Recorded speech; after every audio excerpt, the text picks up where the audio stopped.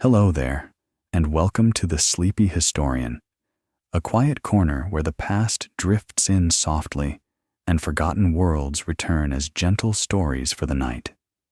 Tonight, we'll be wandering into mind-bending coincidences in medieval history where strange echoes seem to pass from valley to valley, from monastery to battlefield, and from one generation quietly into the next.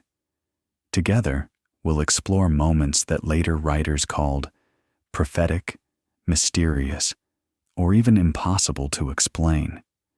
And we'll also see how medieval people themselves understood these patterns through faith, ritual memory, and the slow rhythm of sacred calendars. But before you settle in, if you truly enjoy these calm journeys through history, you're welcome to like this video and subscribe, only if it feels right for you. And when you're ready, let me know in the comments where you're listening from and what time it is right now. It's always a quiet joy to see how many places and moments gather here together. Now, dim the lights, maybe let a fan hum in the background, and let's slowly step into the past, softly, gently, together. Tonight, you begin not with a battle and not with a king, but with a question that medieval people themselves sometimes asked in whispers. What if history was not random at all? Imagine yourself inside a stone monastery somewhere in northern England, sometime in the early 11th century. The walls are cool even in daylight, and the air smells faintly of sheep wool, ink, and slow-burning candles. Outside, a narrow strip of sky shows through a small window cut into thick masonry. You are seated beside a wooden desk worn smoothly by generations of hands. Before you lies a sheet of parchment, stretched flat and waiting. You are not writing your own thoughts. You are copying history. Beside you rests a narrow column of earlier entries, short, careful notes written by monks who lived before you. One line records a family. Another records the death of a king. Another marks a comet that crossed the sky like a pale scratch of light. And what you notice, slowly, as your candle flickers beside the ink, is that these events are not written separately. They are written together. The comet appears, then the king died. To you, this is not a coincidence. It is timing. And timing, in the medieval world, is rarely meaningless. You sit a little closer to the parchment, adjusting the edge so the ink does not pool too quickly. The entry you are copying tonight is older than you are, older than your teacher, perhaps older than the building itself. It describes a long, pale light crossing the night sky. The monk who first wrote it did not name it as a comet. He didn't need to. Everyone who saw it already knew what such lights meant. They meant change. Across early medieval Europe, sky signs were not rare events to be admired from a distance. They were messages carefully placed above the world, visible to anyone willing to look up after sunset. Monks wrote them down, not because they were curious about astronomy, but because they believed the sky and the earth were speaking to one another in a shared language. In one version of what scholars would later call the Anglo-Saxon Chronicle, a bright comet appears shortly before a king's death. The entry is brief. It does not explain the connection. It does not argue for meaning. It simply places the two events side by side, as though they belonged together naturally. You can almost feel the quiet confidence in that decision. To the scribe who first wrote it, the connection required no explanation at all. A comet above, a king below, and somewhere between them, a thread of intention. Outside your imagined monastery window, the night is cold enough to hold its breath. The stars look steady, but the memory of a comet remains unsettling long after its tail fades. Medieval observers did not think of these lights as distant objects drifting through empty space. They understood them as visitors that crossed the sky only when something important was about to shift. Sometimes the shift was political. Sometimes it was spiritual. Sometimes it was both at once. One of the most famous of these sky visitors passed above England in the year 1066, only months before a battle that would quietly reshape the kingdom forever. Later generations would call it Halley's Comet, but at the time it needed no name. It needed only witnesses. Chroniclers recorded it carefully, placing its appearance beside the arrival of a new ruler from across the sea, as though the sky itself had opened a narrow doorway and allowed history to step through. If you were standing on a hillside that year, watching that long, pale flame stretch across the darkness, you wouldn't have thought about astronomy. You would have thought about kings, and perhaps about endings or beginnings. Inside monasteries across Ireland, monks write the Annals of Ulster, recorded similar pairings. A strange light in the sky, a storm that lasted longer than expected, a sudden death in a royal household. None of these entries tried to persuade the reader that the events were connected. They simply allow the connection to exist quietly on the page, as though meaning could settle there on its own. You begin to understand something important. Medieval writers were not searching for coincidences. They were noticing patterns already present. Near your desk, another monk shifts slightly on his stool, dipping his quill again into ink. He pauses before writing the next entry. Outside, wind brushes softly along the stone wall, carrying with it the smell of damp grass and distant smoke from a village hearth. Somewhere farther down the corridor, a bell sounds once, then again, and calling the brothers toward evening prayer. Even bells were part of this pattern world. They marked hours that were believed to echo eternity. When a king died near a feast day, the date itself mattered. When a battle began before sunrise on a saint's morning, the calendar mattered. Medieval time was not empty space waiting for events to fill it. It was already shaped before anything happened inside it. This is why chronicles rarely read like modern history books. They feel slower, closer, almost like listening to someone arranging small stones in a careful circle. You slide your hand gently across the parchment and continue copying the next line. It records another winter, another famine, another ruler whose name is written in the same steady script as the comet that appeared before him. No explanation follows. None is needed. Well, because explanation is not the purpose. Recognition is. And somewhere in these quiet lines, written by people who believe the world spoke in signs rather than accident, a different idea of coincidence begins to take shape. Not something surprising, not something impossible, but something expected. If only you knew where to look.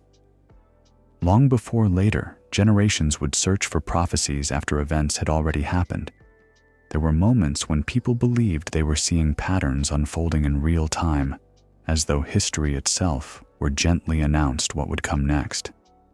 And sometimes, in the dim margins of library manuscripts, those patterns appear to be written down before the rest of the story had even begun. You begin this part of the journey not in a monastery, but on a narrow road between two estates that lie several days apart by horseback. The morning air is pale and cold, the kind of early light that turns frost into something delicate rather than harsh. A messenger rides ahead of you, wrapped in a wool cloak that smells faintly of rain and horse sweat. His satchel carries letters sealed in red wax, each stamped with a familiar name. William. He doesn't think much about the name. In medieval England, it is everywhere. It appears in manor rolls, marriage charters, tax lists, battlefield rosters, and baptismal entries written in careful ink beside parish altars. But sometimes, When chroniclers later look back across several generations, they notice that a few of these Williams did not simply share a name. They seem to share a life.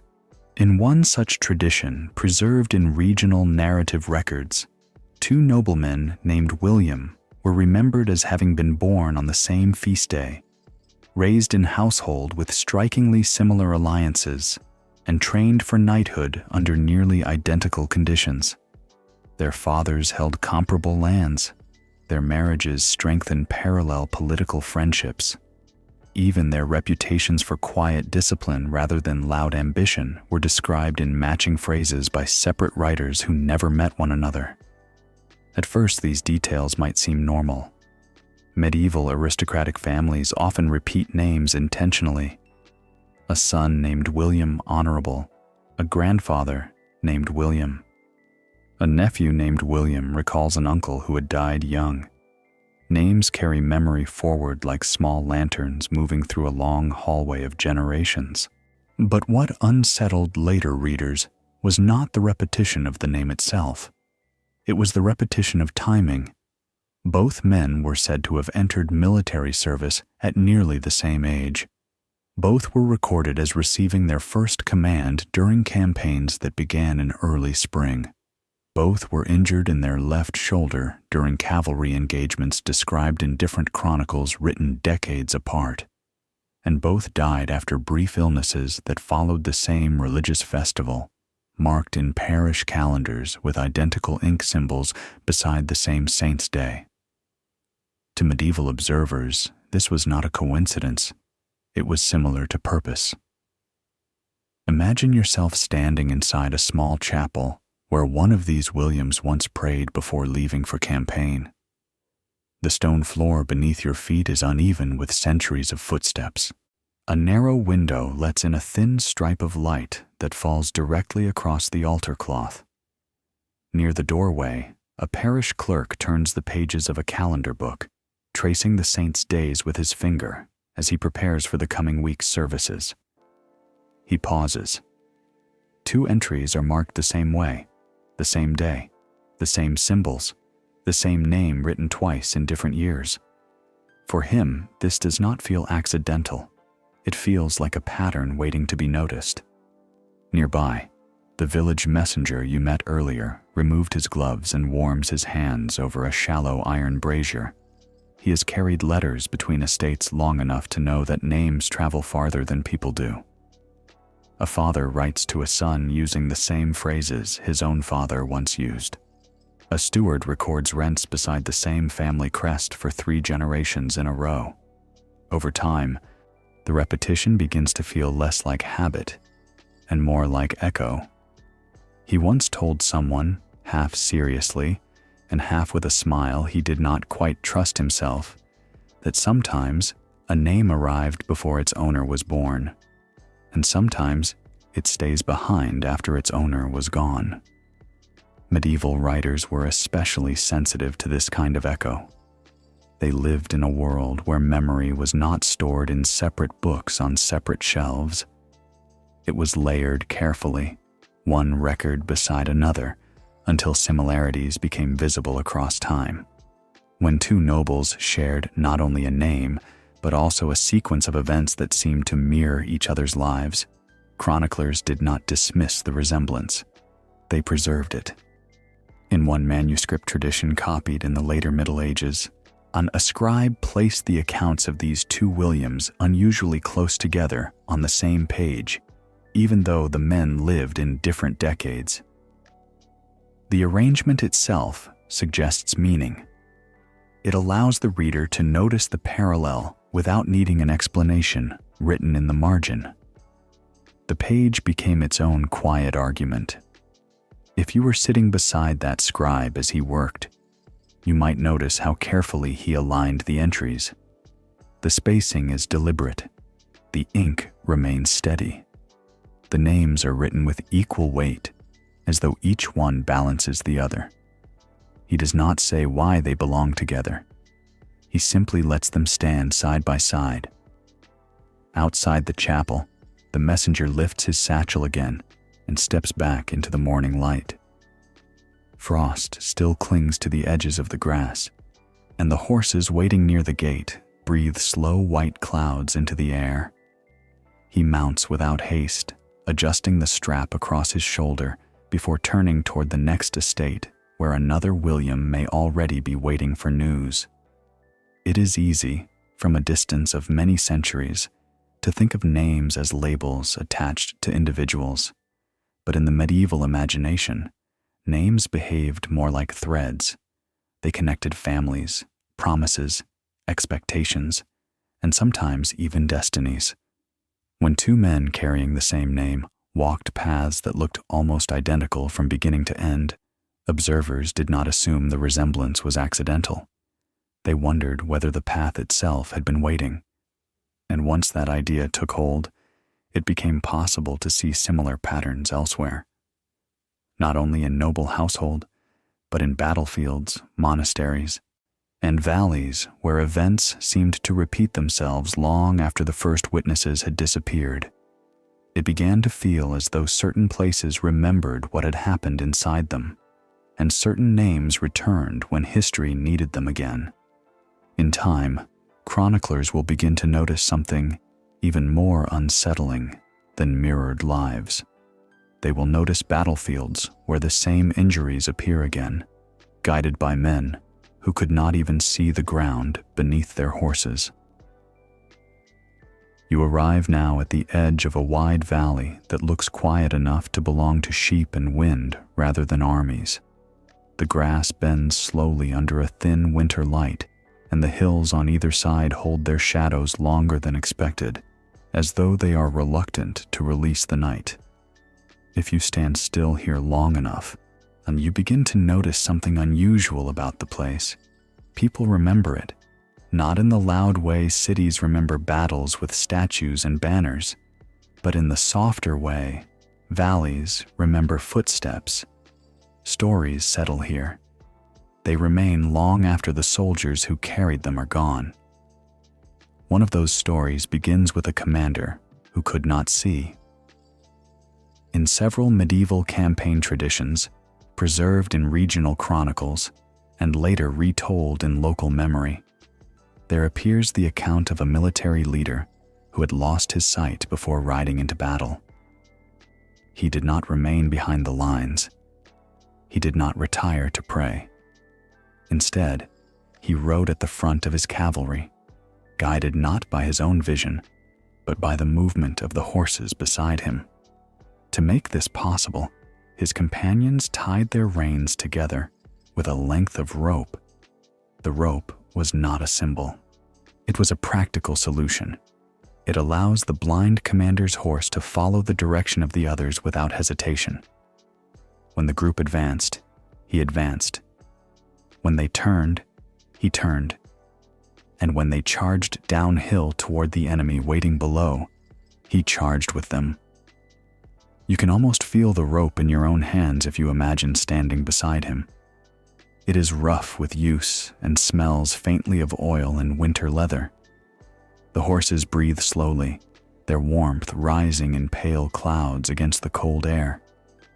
Somewhere behind you, armor shifts softly as riders adjust their balance before the signal to move forward. No one suggests turning back. In later accounts of this moment, the commander's blindness is not described as weakness. It is described as certainty. He already knew where he was going. He didn't need to see the valley to enter it. What makes the story stranger is what happened afterward. Centuries later, in the same valley, another army gathered under another leader who also could not see. Once again, the horses were tied together. Once again, the charge followed the same slope downward, and once again, the commander died during the advance, struck before reaching the center of the field. The details recorded in these traditions are not identical in every manuscript. Medieval writers rarely aim for that kind of precision. Instead, they preserved what mattered most to them. The resemblance: two commanders, two charges, one valley, one method, one ending. If you were a chronicler writing these events many years later, the repetition would not feel accidental. It would feel deliberate, as though the valley itself had guided the riders along a path already prepared for them long before they arrived. Near a soldier nearby farmhouse, long after both battles had faded into memory, a stable boy once listened to older, describing how horses behaved in places like this. They told him that animals sometimes remembered routes, even when riders did not. A horse that had crossed a valley once could cross it again years later with surprising confidence. Paths remain in the body long after they disappear from sight. He did not know whether to believe them, but he remembered the way they spoke about the rope. They spoke about it carefully, not as a mistake, not as expected, as trust. When medieval observers recorded the second charge of the blind commander, they often included the details of the tethered reins, even when they disagreed about other parts of the story. That detail matters because it explains how someone without sight could still move forward with certainty. It also makes the resemblance to the earlier charge impossible to ignore. The rope connected more than horses. It connected events. Standing now at the edge of the valley, you might notice how quiet the ground feels beneath your feet. No markers remain. No stones identify where one army stood or where the other began to descend. And yet the story persists, carried from voice to voice, until it reaches the pages of manuscripts copied in places far from the battlefield itself. Medieval readers did not treat such repetitions as curiosities. They treated them as signs that certain places held memory differently from others. A valley where one leader fell might become a valley where another leader would fall again. A slope once crossed by cavalry might become a slope that crossed once more. The landscape itself began to feel like a participant in history rather than its background. If you imagine the moment just before the second charge began, you can almost hear the quiet signals passing between riders. A hand lifts slightly. A rein tightens. A horse shifts its weight forward. The rope between them grows firm as the line prepares to move. No one speaks loudly. There is no need. Everyone already understands what must happen next. And when the riders finally descend the slope together, following a path that seems older than any of them, the resemblance to the earlier battle becomes something more than coincidence. It becomes a reminder that medieval people believed some places remembered what had once been done there and quietly waited for it to happen again. Long after both commanders were gone, travelers passing through the valley continued to repeat the story. They spoke of the rope. They spoke of the horses. And they spoke of the strange feeling that certain roads could lead more than once to the same ending. It was not the only time people believed they had seen the future approaching in this way. In another place, far from this valley, and inside a cathedral filled with evening light and slow-moving incense, a monk once spoke a warning aloud before anyone else knew that history had already begun to change. You are standing now inside a cathedral at the hour when daylight begins to soften, but does not yet disappear. The stone around you holds the warmth of the afternoon only faintly, and the air carries the quiet sweetness of incense that has already burned for some time.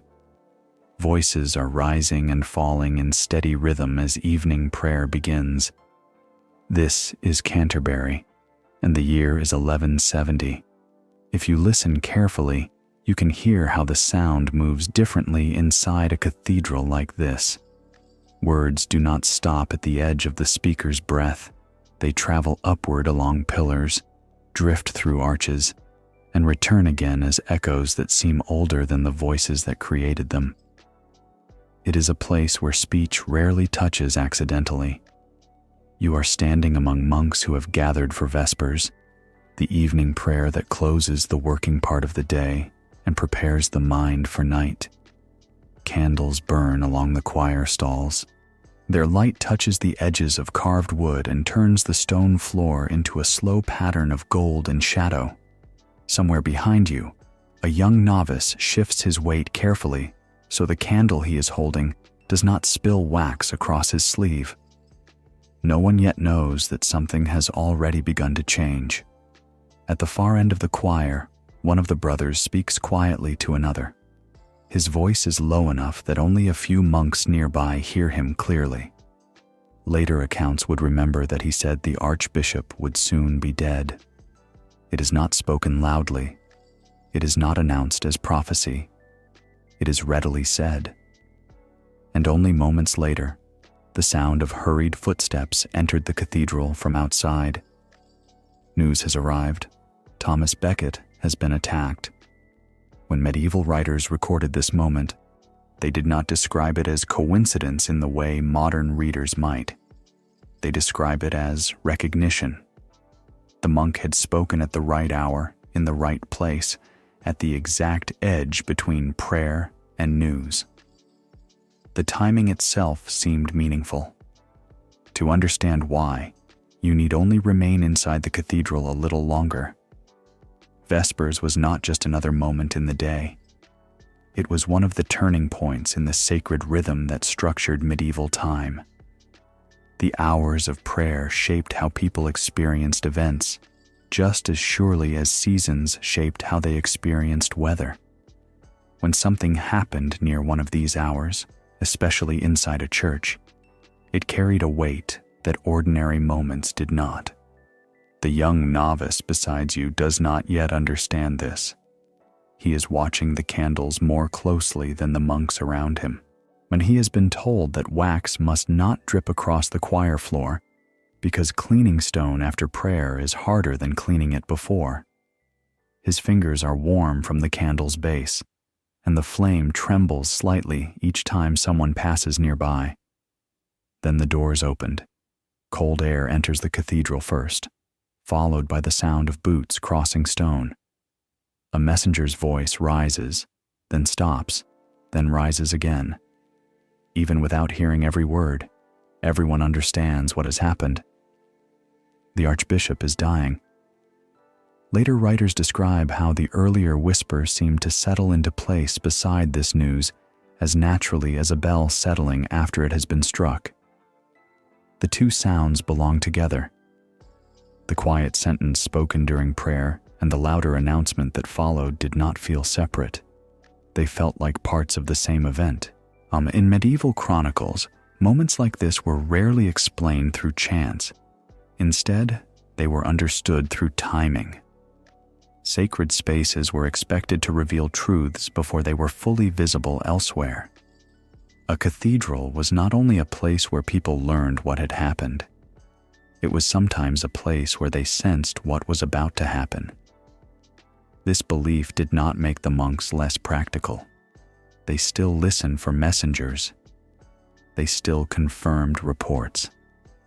They still wrote careful accounts afterward, but they also paid attention to small shifts in the rhythm of speech and silence that surround important events.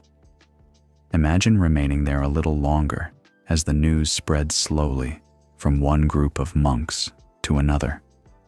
No one runs. No one shouts. The candle beside you continues to burn steadily.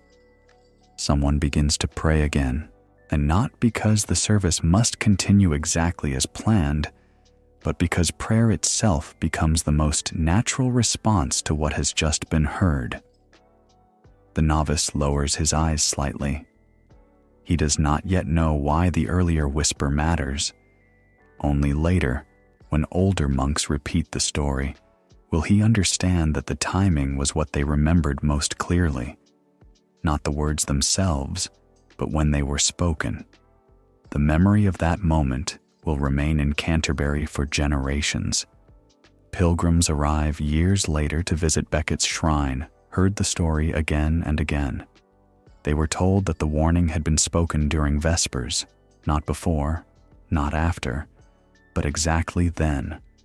The hour mattered as much as the message. Over time, the story began to feel less like a report and more like a pattern. Sacred hours revealed sacred events.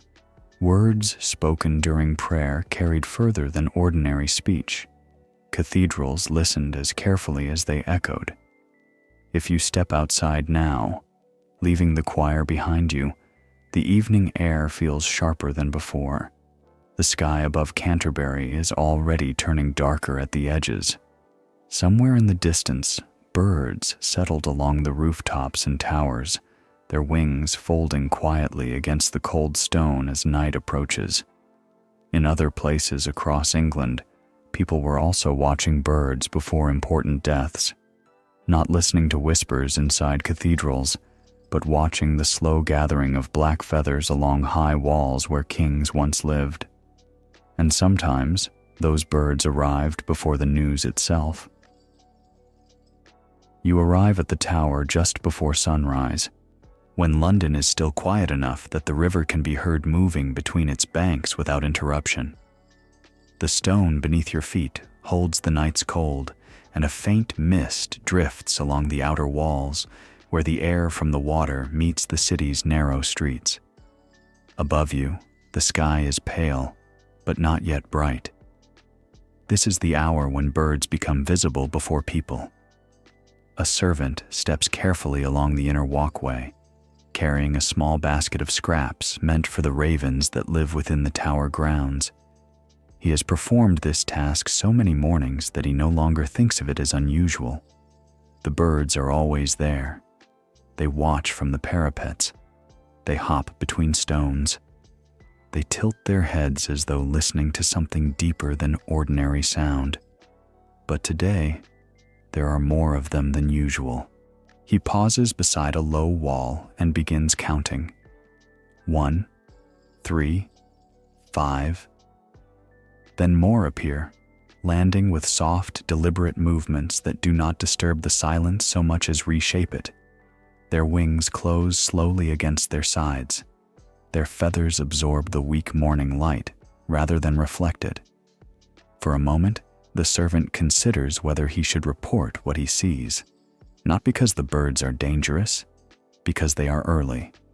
In medieval England, ravens were not simply birds that lived near castles. They were watchers. Chroniclers sometimes recorded their appearance beside moments of political change, especially the illness or death of rulers. The connection did not require explanation. It was understood through repetition. When ravens gathered where kings lived, observers paid attention. Over time, these meetings became part of royal memory itself. Stories circulated quietly through households that served the crown. Servants repeat them in kitchens. Guards repeat them beside gates. Clerks repeat them while copying letters that will travel far beyond the city. Each telling preserves the same gentle suggestion. The birds arrived before the news. You remain beside the servant as he finishes scattering the scraps from his basket. The ravens do not rush forward immediately. Instead, they waited until he steps back. Only then do they move closer, their feet tapping softly against the stone as they approach. He does not look directly at them. It achieves the expected result. He has heard older servants say that ravens notice when they are watched too closely. They prefer to observe rather than be observed, and when they gather in larger numbers than usual, it is best to remain quiet. The tower itself seems to understand this silence. Its walls rise slowly around you, heavy with memory. Prisoners once passed through its gates. Kings once entered its chambers. Messengers once crossed its courtyards, carrying news that changed the shape of England. The ravens remained through all of it.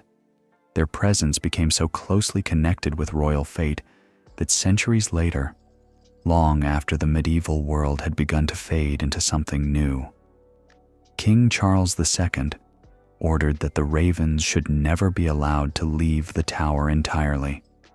According to court tradition, he believed that if they disappeared, the kingdom itself might follow.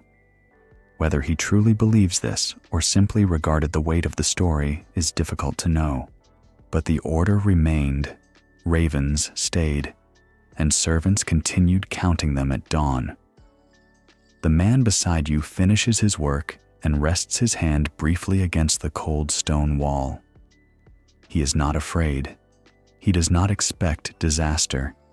He simply understands that the birds belong to the tower's rhythm as surely as bells belong to cathedrals. When they change their behavior, something else may change as well. In earlier centuries, similar gatherings had been remembered near the deaths of rulers whose names are now written only in fading chronicles. The birds did not announce those deaths. They did not cause them. They simply appear in ways that observers find difficult to ignore. It is this quiet difficulty that gave the ravens their meaning. Medieval writers rarely claimed that animals predicted events directly. Instead, they described how animals moved differently when important moments approached. A flock that settled earlier than expected. A call that sounded sharper than usual. A silence where sound should have been. These details entered chronicles beside royal illnesses and battlefield losses without argument or explanation. They were placed there because they felt right. You look again towards the parapet, where the birds now stand together in a loose line facing the river. The mist is beginning to lift, revealing the slow movement of water below. A faint reflection of the tower's walls trembles along the surface, broken only when one of the ravens shifts its weight and opens its wings slightly before settling again. The servant finally turns to leave. He does not wait for the birds to finish eating. He trusts them to remain where they belong.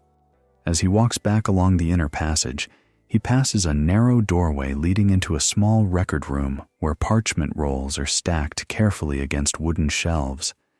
Some of these documents describe royal ceremonies, others describe repairs to gates and towers, and somewhere among them are older notes that mention the birds themselves, written by hands that lived centuries before his own. The ravens outside and the records inside belong to the same tradition. Both are ways of remembering, and sometimes memory took a different form altogether. Not feathers on stone, and not whispers in prayer, but lines written long ago in manuscripts that seemed to wait patiently until history caught up with them. You step now into a quieter kind of chamber, one without birds or bells, where the light comes from a single torch burning close to a wall of shelves. The room smells of parchment and old glue, the slow scent of pages that have waited longer than anyone remembers. A manuscript lies open on a wooden table before you, its edges softened by years of careful handling. Someone has written about kings, not the kings themselves, but their endings. In one tradition copied in the early 1400s, a text sometimes known as the Mirror of the World describes a strange pattern that would later catch the attention of readers who believed history unfolded with a certain careful symmetry. It speaks of rulers who share the same name and who will meet their fate in ways that echo one another across time. Among these rulers were two kings named Henry. At first, the manuscript's words seemed distant and uncertain, like many medieval prophecies that waited quietly for meaning to arrive later. The text did not provide exact dates. It did not describe precise locations. Instead, it suggested that two kings carrying the same name would suffer nearly identical injuries during ceremonial displays of skill, rather than on open battlefields. Centuries passed before readers began to connect those lines with events that had already taken place. One of those events occurred during a tournament in France, when King Henry II entered a contest of mounted combat meant to display courage rather than decide a war. These tournaments were not playful spectacles, although they sometimes appeared festive from a distance. Armor shone brightly. Crowds gathered along wooden barriers. Trumpets announced each approach, yet beneath the ceremony there remains real danger. A lance, even one intended only for display, was still a weapon. On that afternoon, the king rode forward as he had done many times before. Across from him waited another rider prepared to meet him in a controlled charge. When the signal was given, both horses advanced. Their hooves struck the ground in steady rhythm, the lances lowered, and in a moment that later chroniclers described with careful restraint, the splintered wood of the opposing lance entered the king's eye through the opening in his helmet. The injury did not end his life immediately, but it changed its direction. He died soon afterward. Years later, readers returned to the old manuscript and noticed how closely its language seemed to resemble what had happened. Another king named Henry, this time in England, he had also suffered a severe injury during a mounted display of skill. King Henry VIII survived the accident at the time, but the wound altered his health in ways that shaped the remainder of his reign. Later observers believed that this earlier injury influenced his strength, his mood, and even his decisions during the final years of his life. The resemblance between the two events did not depend on perfect similarity. It depends on repetition. 2 kings, 1 name, 2 tournament fields, 2 splintered lances. If you imagine yourself standing near the practice ground where such contests took place, the scene feels less like a battlefield and more like a workshop of movement and preparation. Horses circle slowly before the charge. Armorers check straps along the rider's shoulders, then assistants adjust helmets so that vision remains clear but protection remains strong. Nearby, a craftsman sits beside a low table, smoothing the surface of a lance shaft with steady strokes of a knife. Wood curls away from the blade in thin, pale ribbons. The armorer beside you pauses for a moment and holds the shaft up to the torchlight, turning it slowly to examine its balance. He knows that a well-shaped lance can make the difference between a successful display and a dangerous mistake. Yet even he cannot control what will happen once the horses begin to move. When the contests ended badly, chroniclers rarely blamed the craftsman. Instead, they remembered the pattern. Years after both kings had suffered their injuries, readers returned again to the mirror of the world and saw something new in its quiet lines. The manuscript had not described every detail. It had not named the riders directly, but it had placed 2 rulers with the same name inside a single shared expectation. For medieval and early modern audiences, this feels less like coincidence and more like confirmation. Prophecy, in their understanding, did not always announce events before they happened. Sometimes it waited patiently until events had already occurred and then revealed that they had always belonged together. The manuscript became a kind of table where earlier words and later memories could be placed side by side, like 2 loaves resting on the same wooden board. Together, they make sense in a way that cannot alone. The armorer sets the finished lance carefully against the wall and brushes the remaining wood shavings from his sleeves. He has no reason to think that the shaft he prepared today will be remembered by anyone beyond the next tournament. Yet centuries later, people will remember the accident far more clearly than the celebrations that surrounded them. It was not the victories that remained. It was the resemblance. As these stories traveled through courts and monasteries, they joined other accounts in which names seemed to return at unexpected moments, carrying with them echoes of earlier lives. Gradually, readers began to wonder whether patterns like these extended beyond tournaments and battlefields, beyond birds and valleys, even beyond the living themselves. because in another place, and under very different circumstances, a trial once continued long after the man at its center had already been buried. You arrive now beside a river that moves more slowly than expected, as though it has learned patience from the city built along its banks. The early morning air above the Tiber carries a thin mist that softens the edges of towers and bridges. Rome is still quiet at this hour. Even the bells have not yet begun their first call. A fisherman stands near the waterline, adjusting the rope tied to the side of his narrow boat. His hands move without hurry. He has worked this stretch of river long enough to know that most mornings pass without surprise. Nets must be checked. Oars must be repaired. The current must be watched carefully where it curves around the old stone supports of the bridge upstream. But today, something unfamiliar is moving through the fog. At first, he thought it was driftwood, and then he notices the shape. It is longer than driftwood, and straighter. As it draws closer, he begins to understand what he is seeing. A coffin. The river carries it slowly, gently, as though it is almost unsure where it should finally leave it behind. Long before this moment on the water, events had already begun inside the Lateran Palace, where a trial unlike any other in papal history had taken place.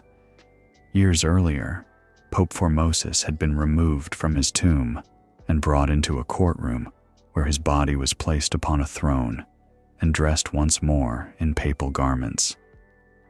The man who ordered this, Pope Stephen VI, believed that justice required a judgment even after death. The charges were read aloud. The body did not answer. Another cleric spoke on its behalf. To medieval observers, this was not as impossible as it might seem today. Ritual justice did not always depend on the living voice of the accuser. What mattered was that order had been broken and needed to be restored. If the accuser could not stand before the court, then the court could still stand before the accuser. The trial continued. Witnesses spoke. Arguments were made. And when the judgment was finished, the body of Formosus was declared guilty. The papal vestments were removed. The fingers once used for blessing were cut away. At last, the body was carried out and cast into the river. The fisherman beside you does not yet know all of this. He only sees the coffin moving slowly toward him through the mist. The current presses it gently against the stone edge of the bank before allowing it to drift again. He steps closer, unsure whether to pull it ashore or let it continue on its way.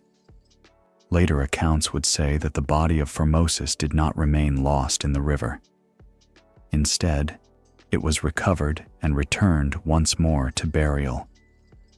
In several versions of the story, the recovery itself seemed almost as significant as the trial. The river had not kept what it was given. It had returned it. For medieval writers, this detail mattered deeply.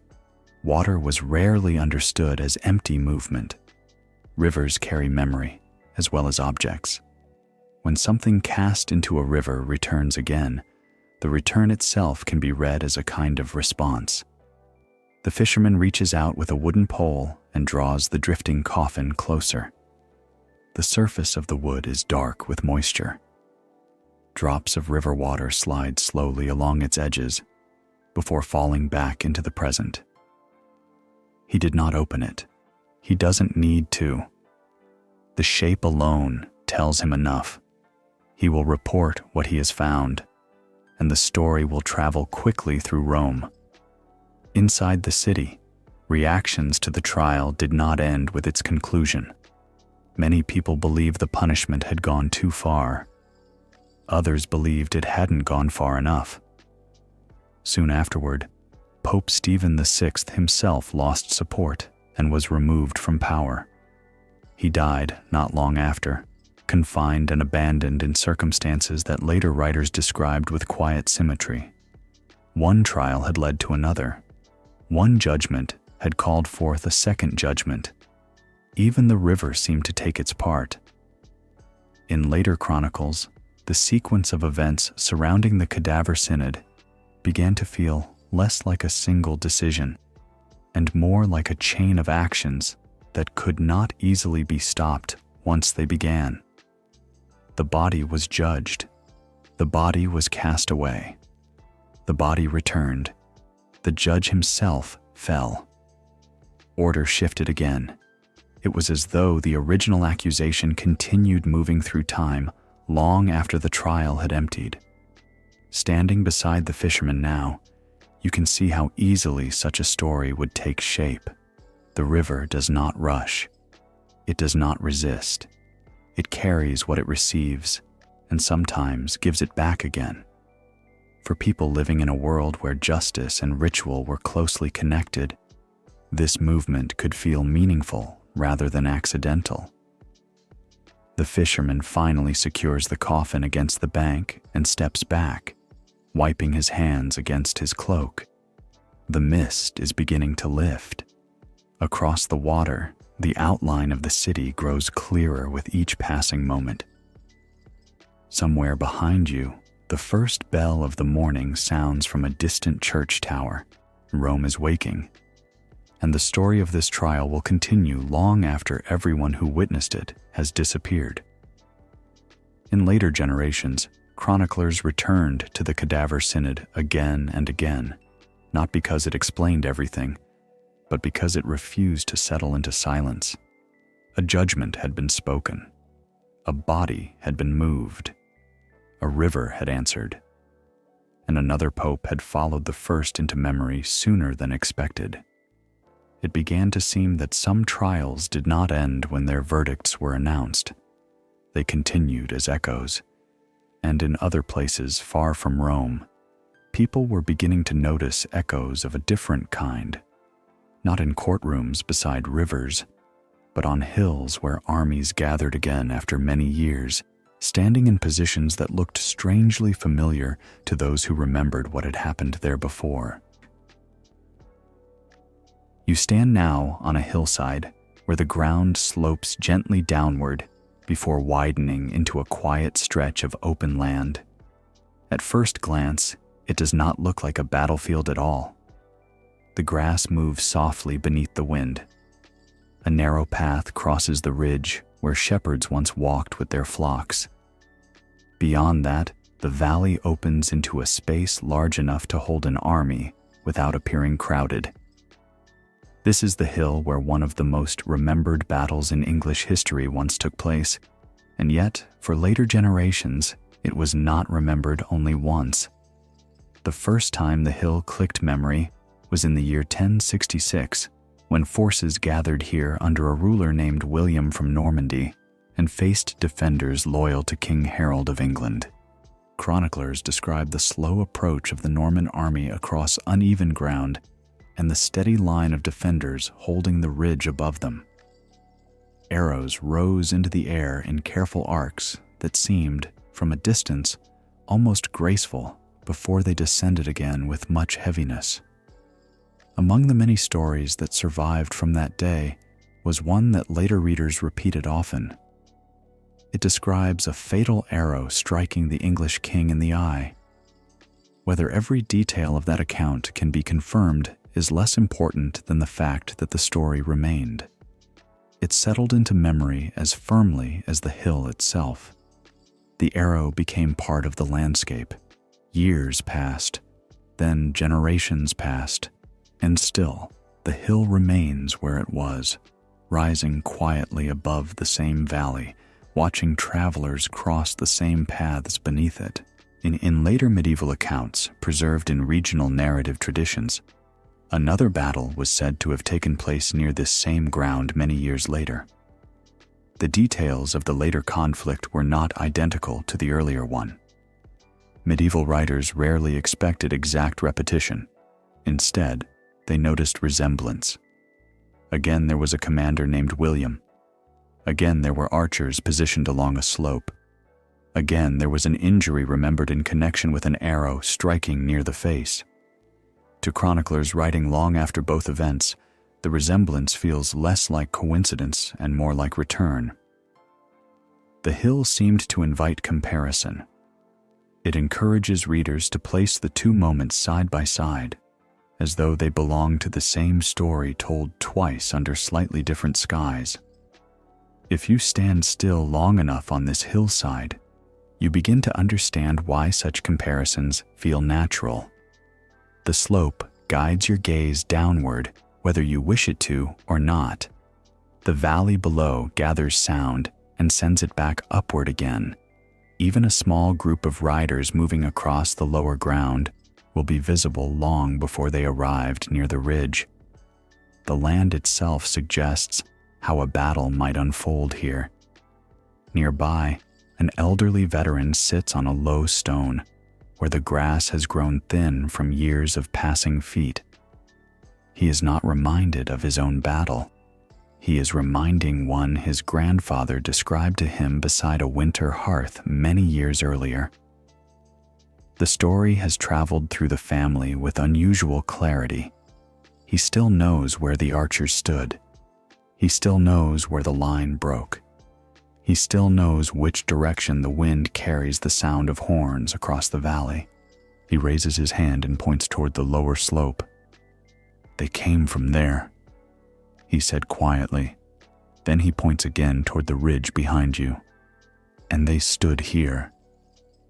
When he spoke of the second battle, his gestures did not change very much.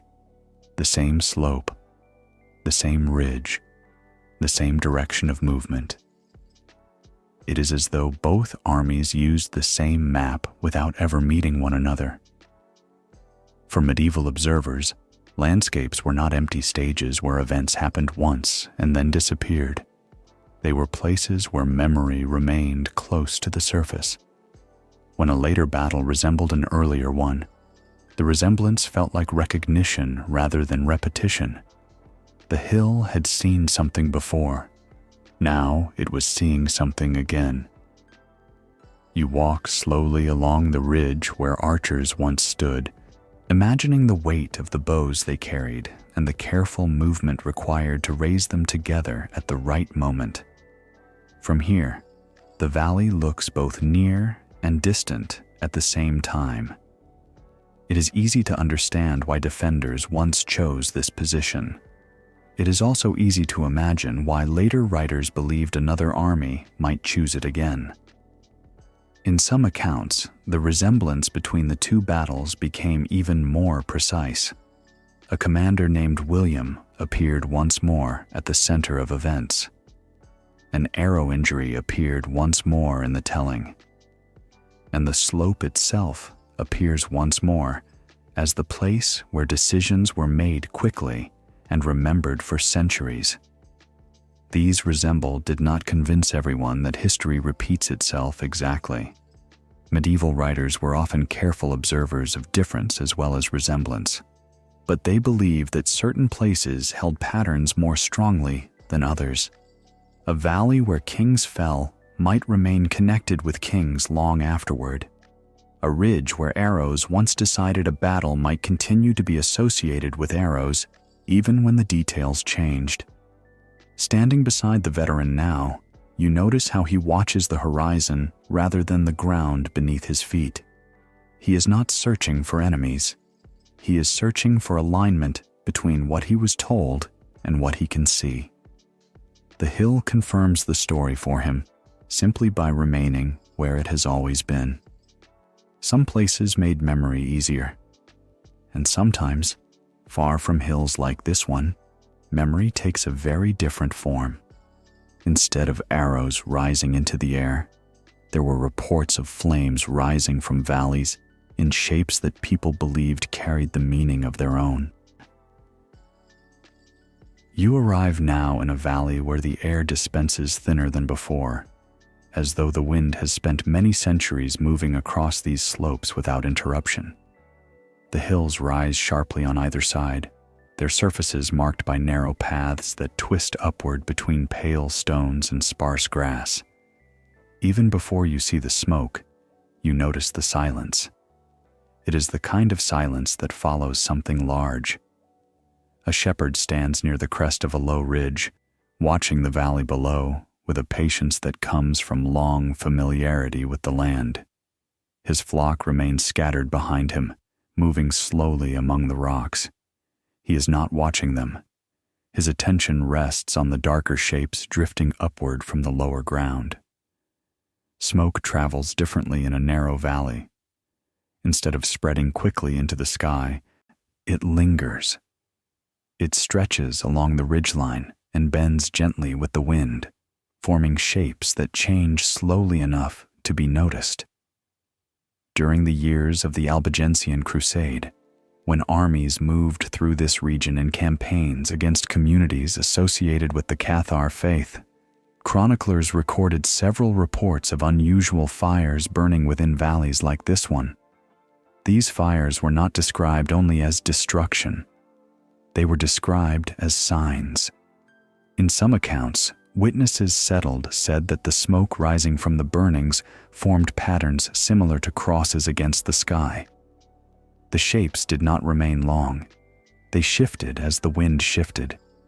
Yet their appearance was remembered carefully enough that later writers repeated the detail again and again. If you stand beside the shepherd now and follow the direction of his gaze, you can almost imagine how such a moment might have looked.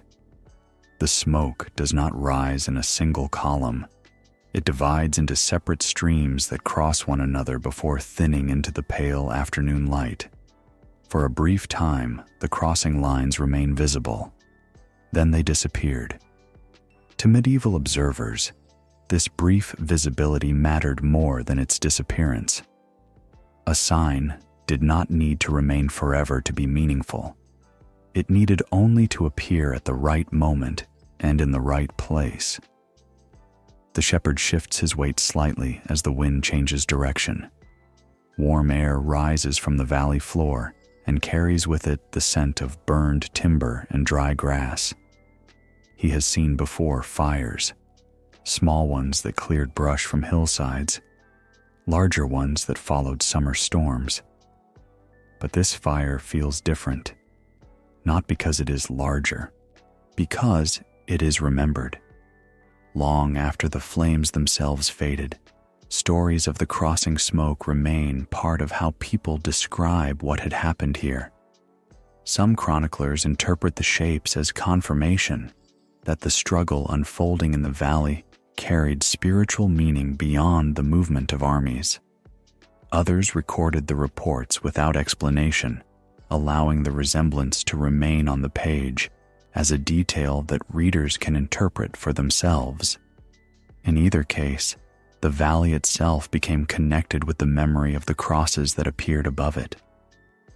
The shepherd begins to walk slowly down the slope toward the lower ground once the smoke has thinned enough for him to pass safely. Beneath his boots, the earth is still warm. Small fragments of charcoal remain scattered along the path.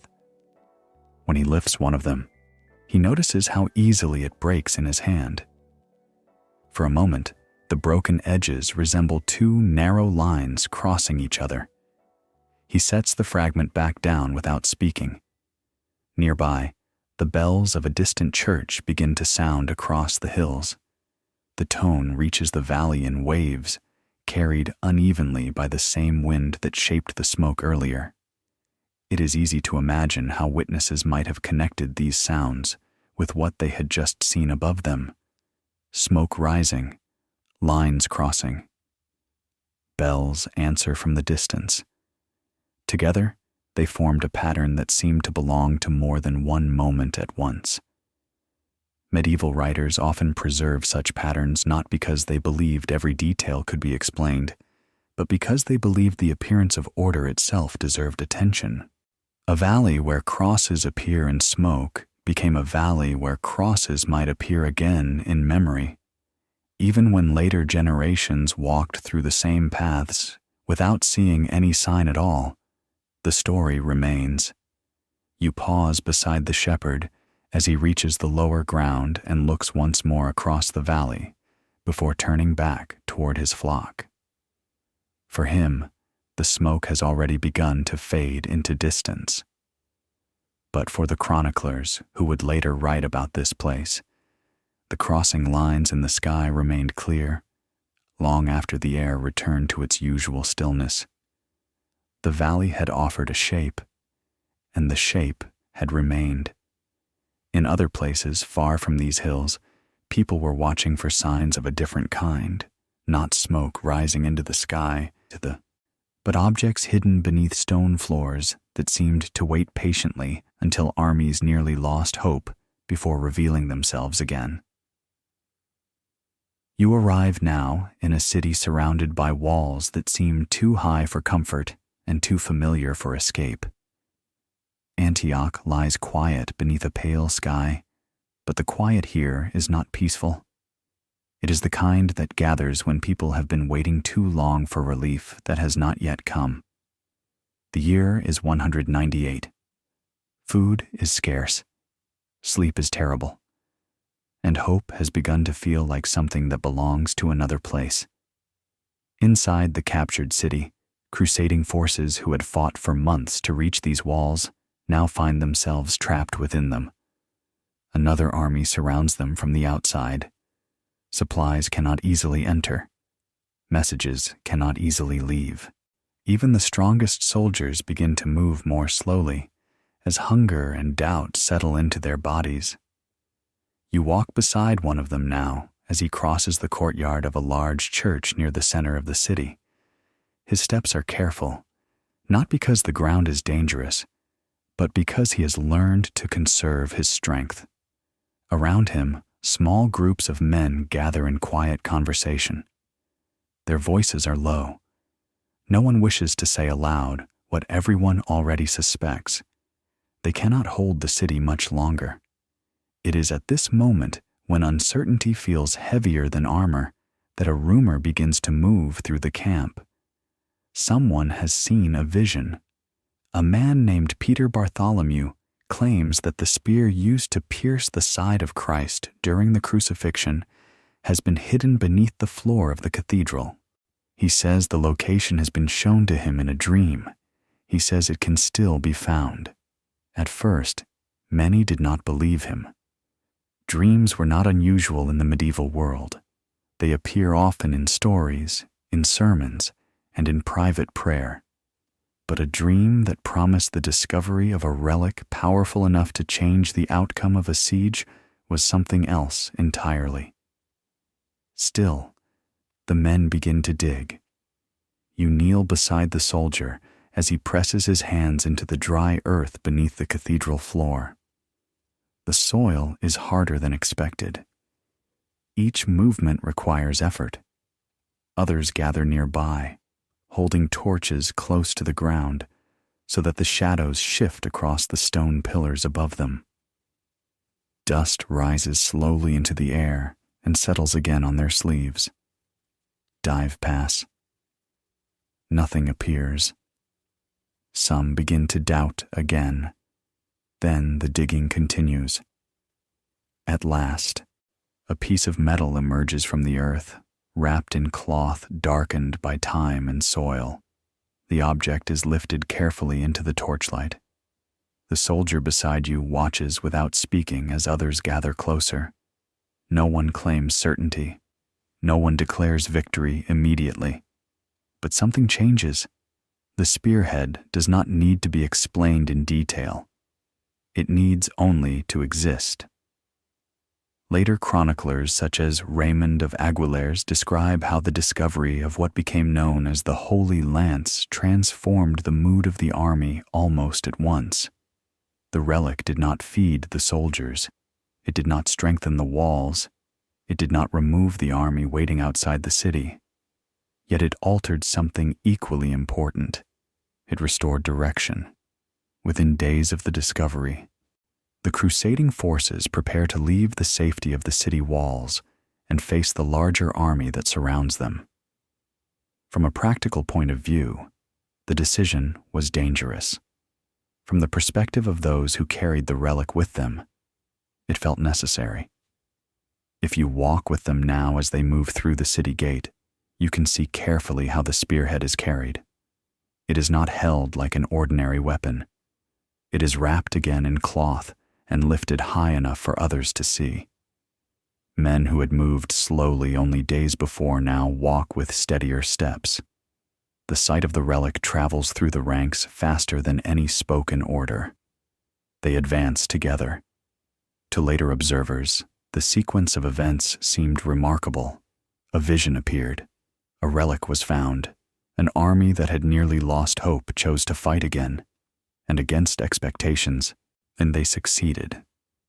For medieval writers, the timing mattered most. The discovery came at the moment when it was needed. Standing beside the soldier now as he looks back once toward the cathedral where the digging took place, you can feel how easily the story of the lance will remain connected with this city long after the army itself had moved on. Antioch became not only a place where a siege was endured, but a place where something hidden beneath the earth had revealed itself at exactly the right time. Stories like this did not require certainty about the relic itself to remain powerful. What mattered was the pattern they created. When hope is low, something was revealed. When doubt spread, something was lifted into view. The earth itself seems capable of returning what had once been buried. The soldier wipes dust from his hands as he continues forward with the others. He does not know whether the spear truly touched the body of Christ centuries earlier. He doesn't need to know. The object has already done what it needed to do. It has changed how the army moves. Long after the campaign ended, chroniclers continued to place the discovery of the lance beside the victory that followed it, as though the two belonged together naturally. The pattern remains clear. Something hidden appears. Strength returned. The battle was fought. And in distant northern valleys far from Antioch, other chroniclers were preserved stories about kings whose deaths followed patterns just as carefully remembered. In places where arrows once flew along the same slopes more than once. You arrive now in a valley where the air feels sharper than before, as though every sound travels farther across the open ground than it should. Snow lies thinly along the edges of the fields, not deep enough to hide the earth completely, but enough to soften the shape of the land. A narrow road crosses the valley from one slope to the other, following a route that has been walked for centuries. This is Stiklestad, and here, the story of one king named Olaf never remains alone. Long before later generations gathered around hearth fires to retell what happened in this valley, King Olaf II of Norway rode here with an army that hoped to reclaim his throne. Chroniclers and saga writers remember the day as heavy with uncertainty even before the fighting began. The sky was described as dim. The ground was uneven with late summer growth. The valley itself seemed too narrow to hold the number of men who entered it. You walk now along the same slope where the king's forces once advanced. The earth beneath your feet feels firm despite the thin layer of snow above it.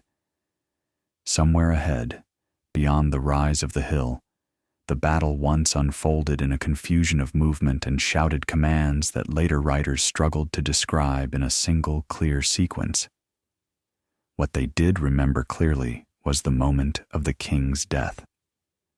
According to the saga traditions that preserve this memory, King Olaf II fell during the fighting after receiving several wounds. Among these injuries, one detail returned again and again in the telling.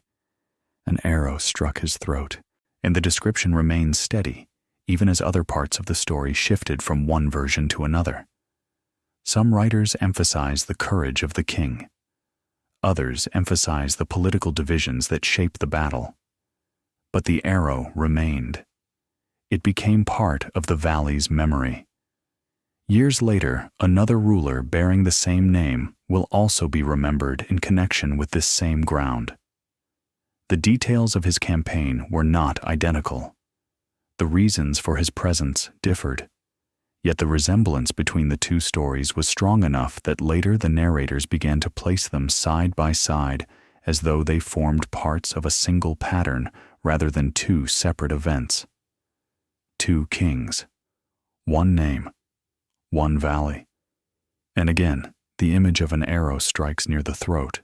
If you step inside the farmhouse at the edge of the valley where a local farmer sits beside a pinewood fire, you can hear how this pattern continued to live long after both kings were gone. He does not read from manuscripts. He does not consult written chronicles. He repeats what he heard from his grandfather, who heard it from someone older still. "The valley remembers," he says quietly. He lifted a piece of wood and placed it carefully onto the fire. Sparks rise briefly before settling again. Outside the doorway, the wind moves across the open fields with a steady sound that does not change direction easily. He listens to it as though it carries more than air. In places like this, memory is often traveled by voice rather than ink. Saga writers eventually recorded these stories in written form, preserving details that had already lived for generations in spoken tradition. When they described the repeated appearance of rulers named Olaf in the same valley, they did not treat the resemblance as accidental. They allowed the valley itself to become part of the explanation. A place where one king had fallen might be expected to receive another. Standing near the doorway, you can hear the wind moving across the valley floor below. It does not sound like footsteps, but it moves with the same steady rhythm. It is easy to imagine how earlier listeners might have connected that sound with the memory of armies advancing across the same ground long before. The farmer beside the fire does not claim that the two events were identical. He does not say that history repeats itself exactly. Instead, he speaks of the name Olaf as though it belongs partly to the valley as well as to the men who carried it. Names, in medieval memory, often worked this way. They settled into landscapes. They returned when conditions seemed familiar. They carried echoes from one generation into the next without needing written instructions to do so. Outside, the evening light begins to fade along the slopes where the battle once took place.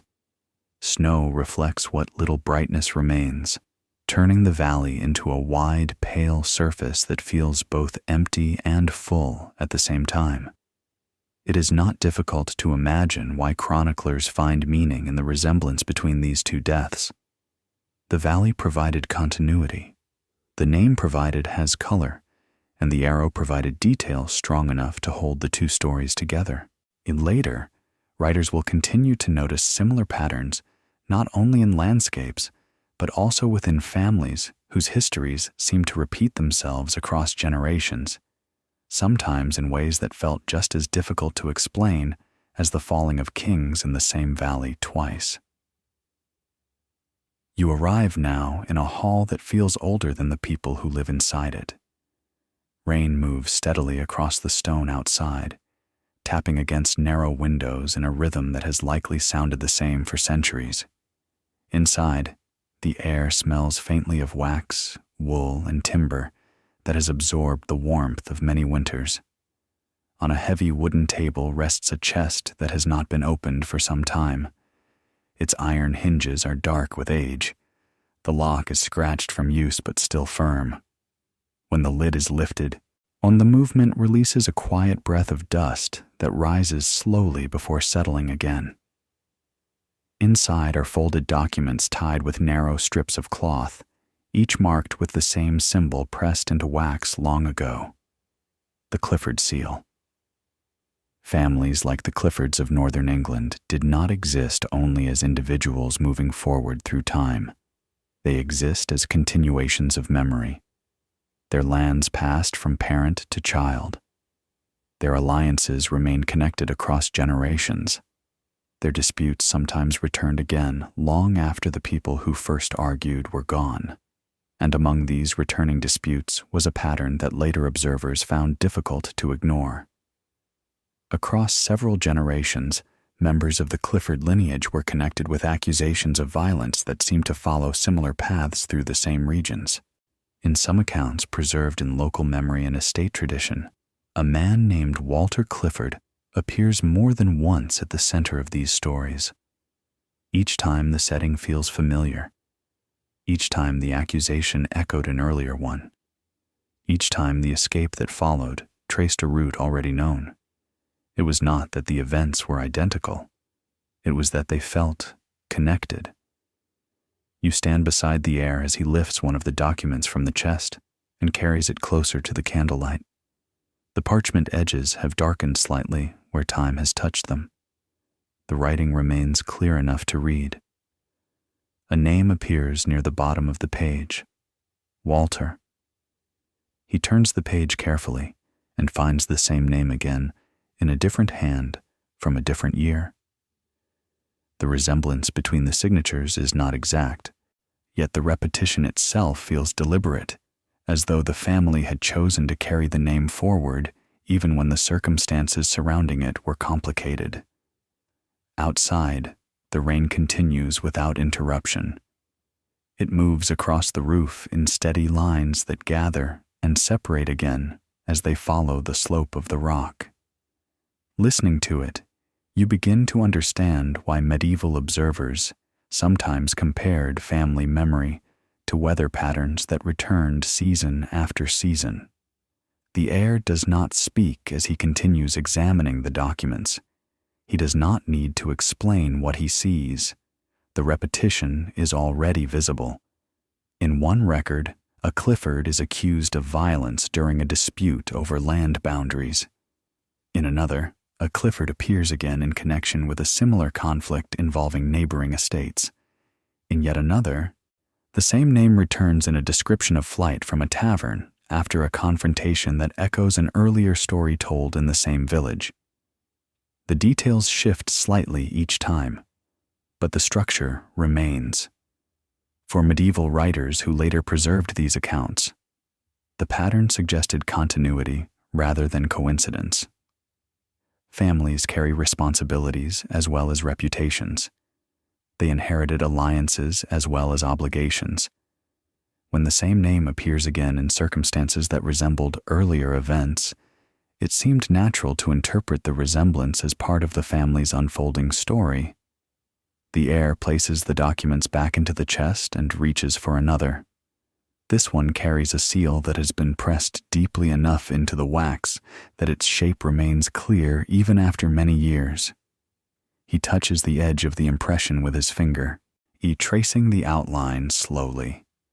Seals like this were more than signatures. They were reminders. Each time the seal appears, it connects the present moment with earlier decisions made by earlier members of the same house. Over time, the repetition of the seal became as meaningful as the repetition of the name itself. Rain continues to fall outside the hall, striking the same stones it has struck for generations. You can imagine earlier members of the Clifford family listening to the same sound while reading the same kinds of documents by the same uncertain candlelight.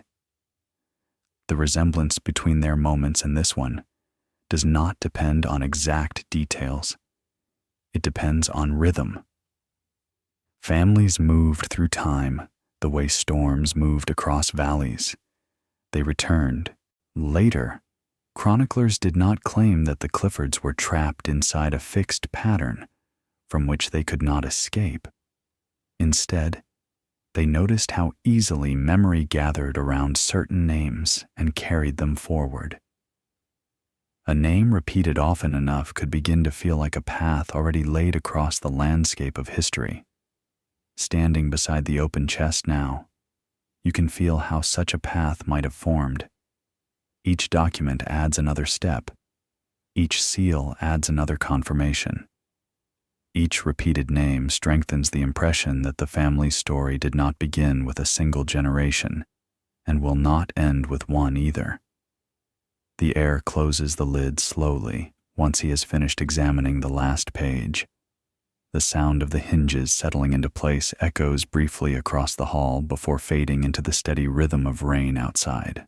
Somewhere beyond these walls, in another building filled with shelves rather than chests, a different kind of memory once survived a fire that destroyed nearly everything around it, leaving behind only a single page that seemed determined to remain. You arrive now in a place where the air itself seems to remember heat. The library is still standing, but only just. Smoke lingers in the rafters, moving slowly between beams blackened by fire that passed through only hours earlier. The smell of burned wood and damp parchment settles gently across the room, not sharp enough to alarm you anymore, but strong enough that you know something important has been lost. Shelves that once held rows of manuscripts now stand half empty. Some have collapsed, others lean at careful angles, as though waiting for someone to decide whether they should remain upright or fall. You step quietly across the floor, aware that the boards beneath your feet still hold warmth from the flames. A thin layer of ash rests along the edges of the room, where smoke collected before escaping through the upper windows.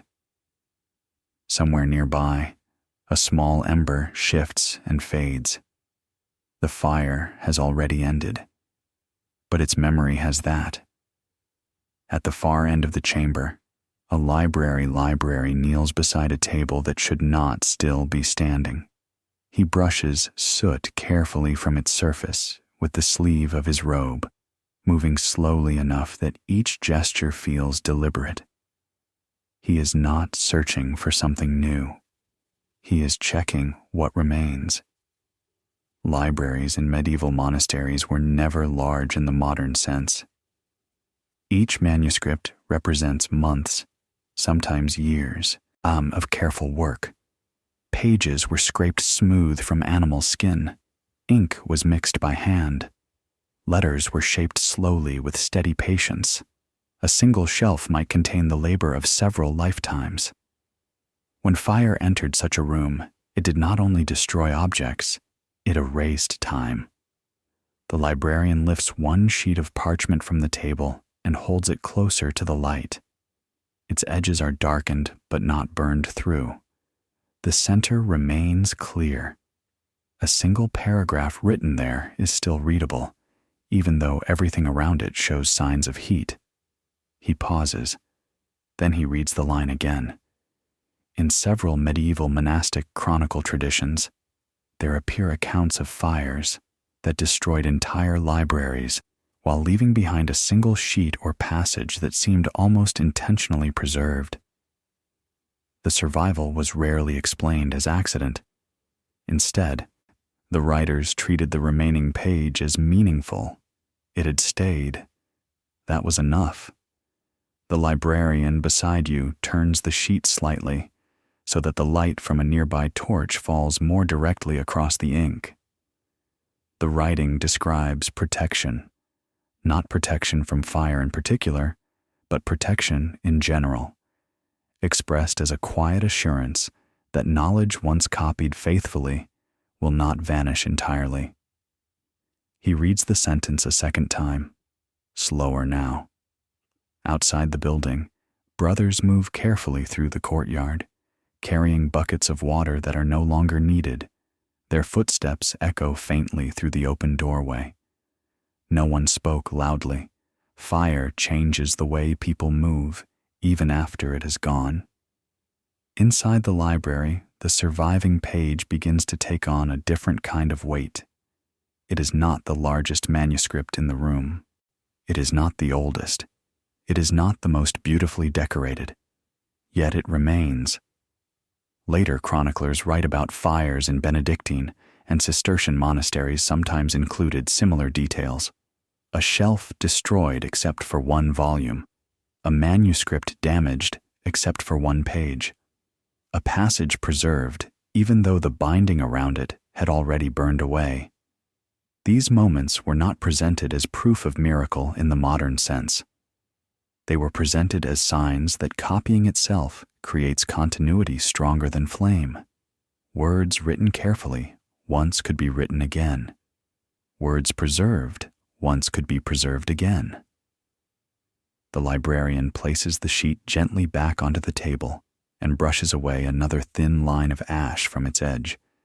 His hands move slowly, as though the page might still be fragile even after surviving the fire.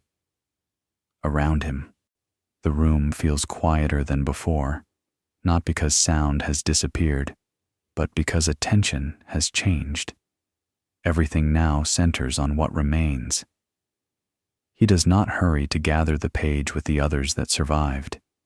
He leaves it where it is for a moment longer, allowing himself time to understand what he has seen. Survival like this did not always require explanation. It requires recognition. The page had stayed behind when the others had gone. For medieval observers, this was enough to suggest intention, even if no one claimed to know whose intention it was. You look around the room again and notice how the shelves that remain standing form narrow lines across the walls, almost like ribs holding the space open. Smoke still drifts upward in thin threads, twisting slowly before disappearing into the rafters. The smell of charred leather bindings lingers, mixed with the softer scent of parchment that did not burn. It is easy to imagine how later visitors to this library will ask about the fire, and it is easy to imagine how the librarian would answer.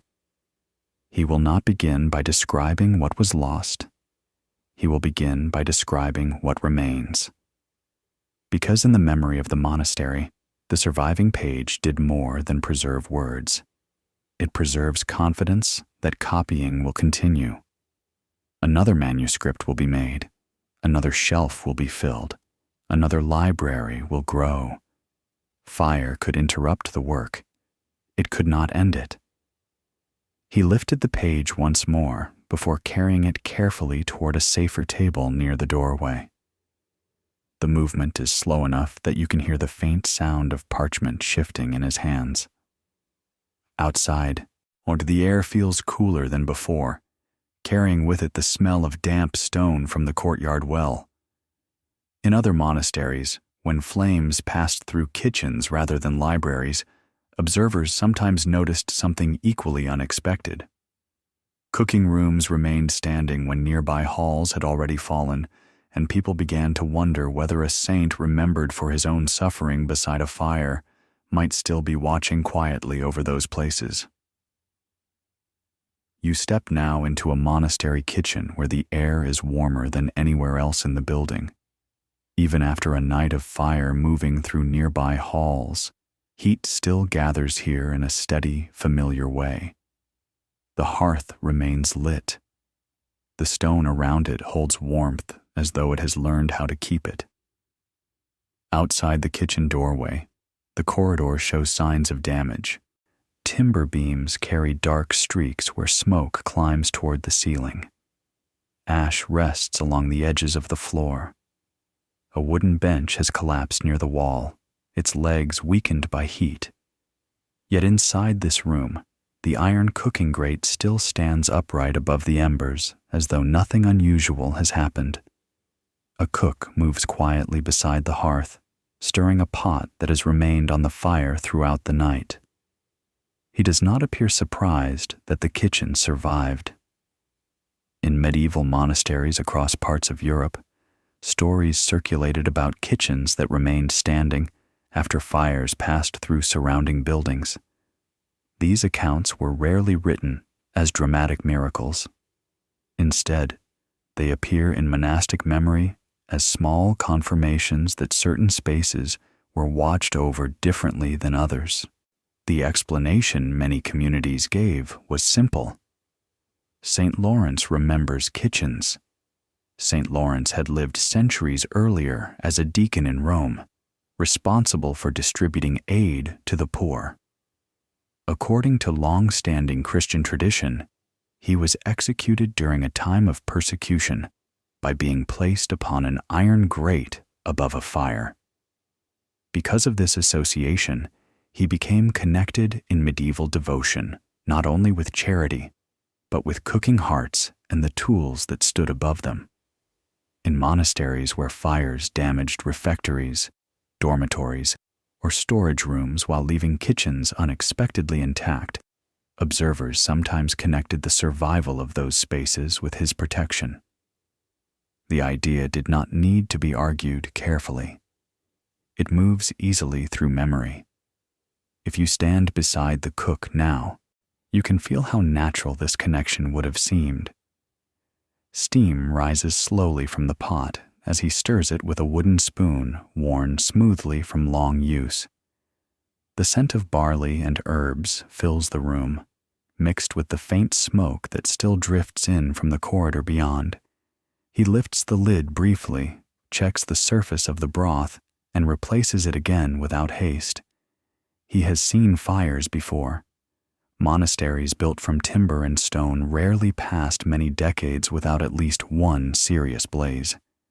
Kitchens, with their constant hearts, might seem like the most likely places for such fires to begin. Yet in several recorded cases preserved in devotional tradition, kitchens were remembered as the rooms that remained when others did not. The cook rests his hand briefly on the iron grate above the embers. It is still warm, but steady, not warped, not broken.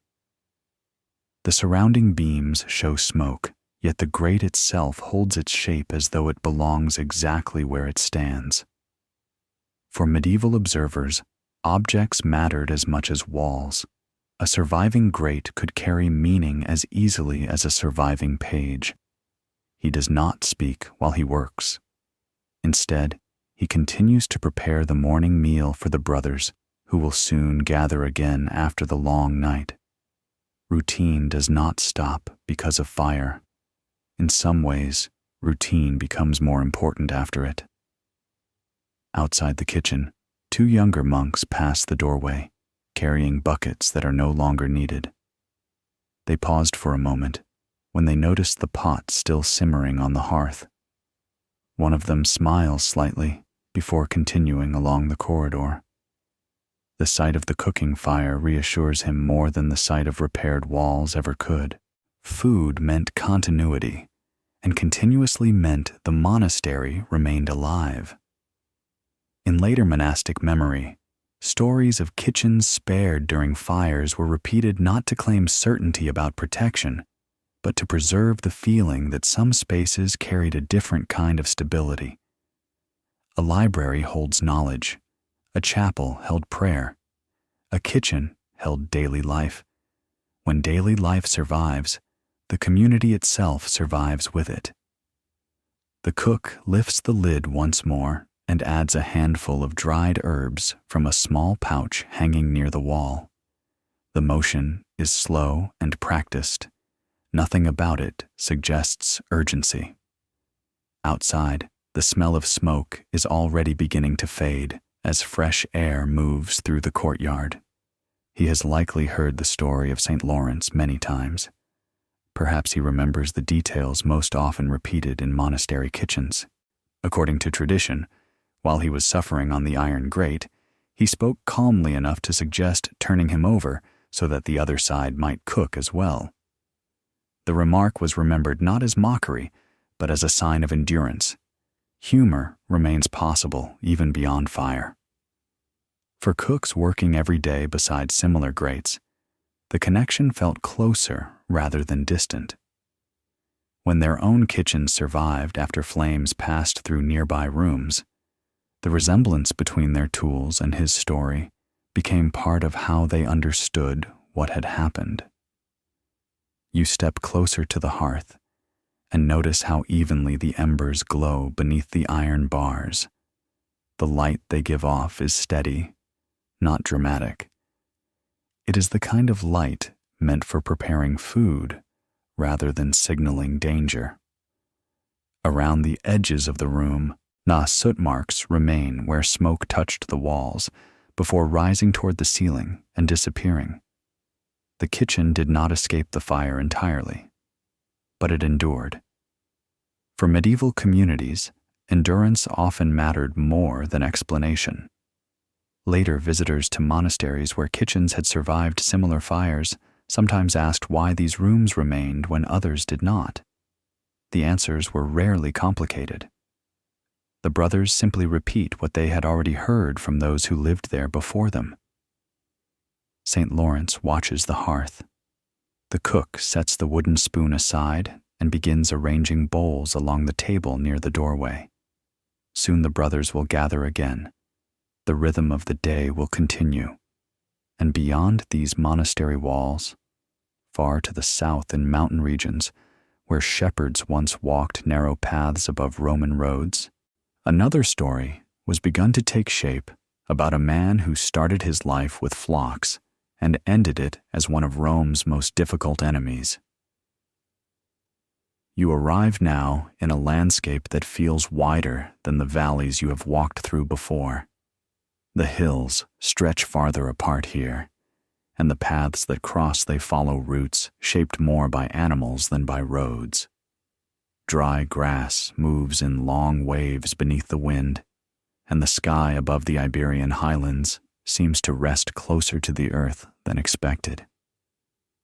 A young shepherd stands on a ridge not far from where you are walking. He holds a staff that has been worn smoothly by years of use, though he is still young enough that most of those years belong to someone else before him. His attention is not on his flock. It is on the line of movement below. A Roman column is crossing the valley. The soldiers are visible even at this distance. Their shields catch the sunlight at regular intervals. Their formation holds steady as they follow a route that seems efficient, but unfamiliar with the smaller paths that twist along the slopes above them. From where the shepherd stands, he can see what they cannot. The land is watching them. Long before chroniclers wrote his name into history, Viriatus lived in regions like this one, moving along the same narrow ridges and shepherd paths that cross the Iberian uplands. According to the historian Appian, who later described his campaigns, Viriatus began life as a shepherd before becoming a leader of resistance against Roman expansion in the peninsula. The transition from shepherd to commander did not happen suddenly. It happened slowly, along paths like these. If you follow the ridge beside the young watcher now, you begin to understand why such a transformation was possible. The ground rises and falls in ways that cannot easily be seen from below.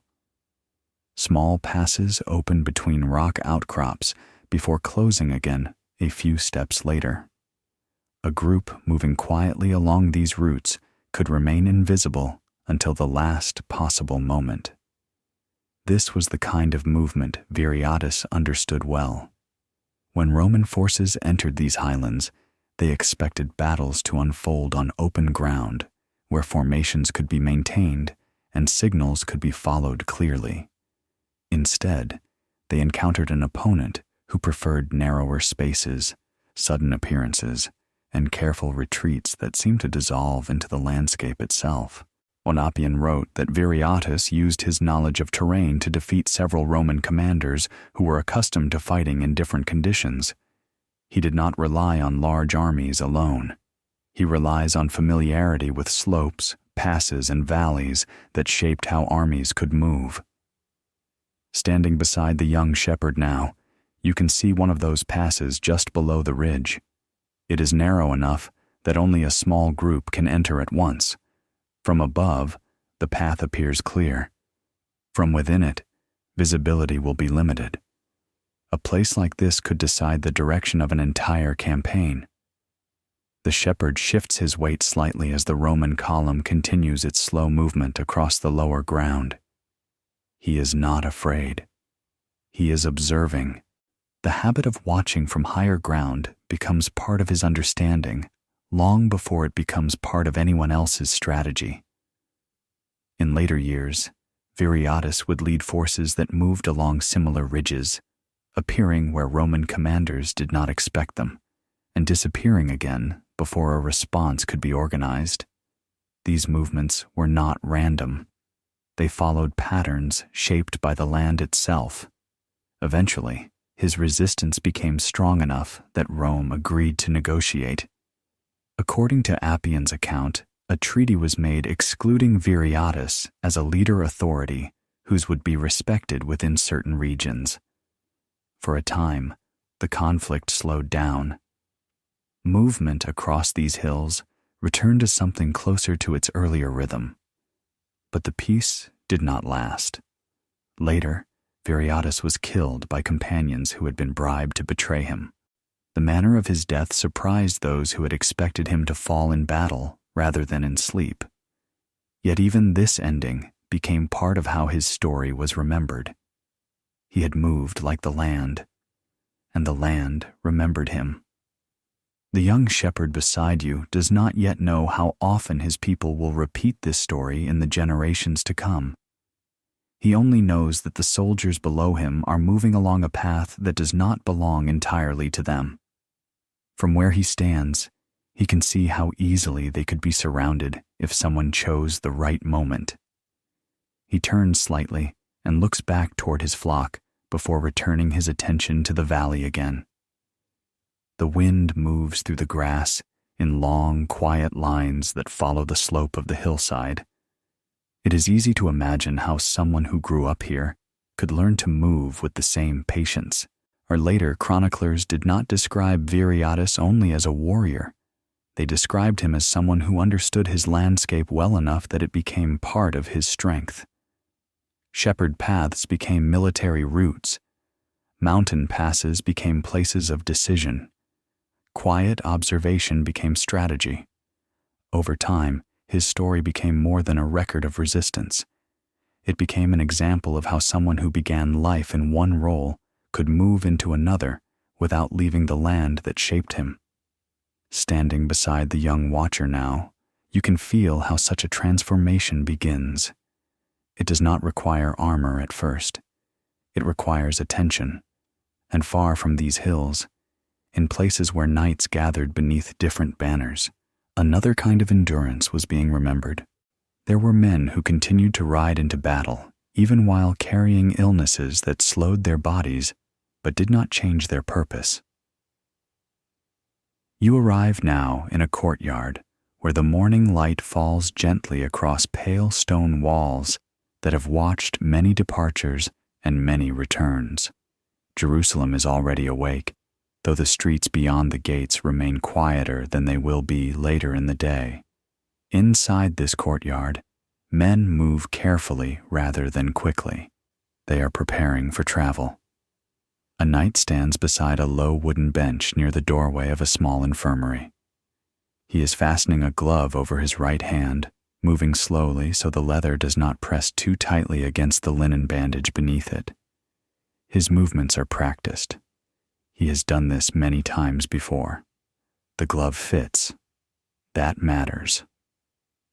Across his cloak, and stitched clearly enough to be seen even at a distance, is a green cross. This mark belongs to the Order of St. Lazarus. During the years when Crusader states held parts of the eastern Mediterranean, the Order of St. Lazarus became known as a community that cared for those living with leprosy, including knights who wished to continue serving even after illness had changed their bodies. Their houses stood close to roads used by pilgrims and armies alike, offering both shelter and assistance where it was needed most. To medieval observers, this was not unusual. Care and combat were not always separate responsibilities.